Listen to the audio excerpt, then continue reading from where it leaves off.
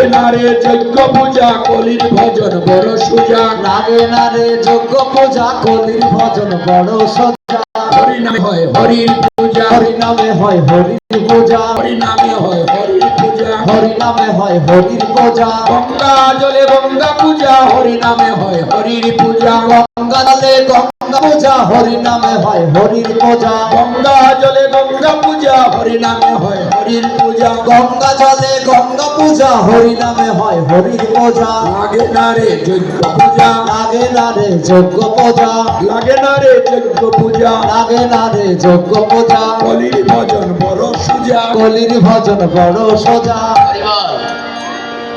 দেখেন পেছন থেকে কোনো সারা শব্দই আসছে না। এখন যদি বলি আপনারা কি প্রসাদ পাইতে এসেছেন না খিচুড়ি খাইতে এসেছেন, পেছন থেকে আওয়াজ আসবে খিচুড়ি খাইতে এসেছেন। আর সামনের দিকে যদি বলি বাবা আপনারা কি করতে এসেছেন, বলে আমরা ভগবানের অমৃতময় প্রসাদ নিতে এসেছি। হরি বল। আরে বাবা তুমি পুষ্পর্ণর মাধ্যমে তোমার দেহে এবং এই পেটের ক্ষুধা নিবারণ হবে, আর যদি তুমি ভগবানের অমৃতময় এই হরিকথা সাধন করো তাহলে তোমার আত্মার ক্ষুধা নিবারণ হবে। এটাই গৌর হরি বল। কত বছর ধরে ভাগবত হয়, কই মানে সবাই তো একসাথে ধুতি পরে আসে না। তাহলে এটা ভাগবত আমরা যারা প্রচার করছি, আমাদের যারা আয়োজন করছে তাদের সকলের ব্যর্থতা।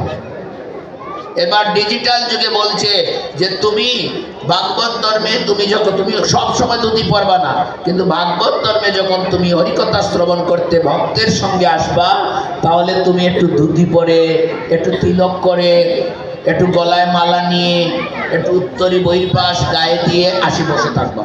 জপ করতে হবে না, হরিবল বলতে হবে না, কিচ্ছু করতে হবে না, কিছু লাগবে না। শুধু এই বেশে তুমি একটু সাধুর সঙ্গে বসবা। It is my challenge of the 6 month. 6টা মাস যদি তুমি তোমার মনটাকে শুধু কিছু করার দরকার নাই, সাধুর সঙ্গে বাস করো, তাহলে তুমি কি হবে, তোমাকে বলতে হবে না তুমি একাদশী করো।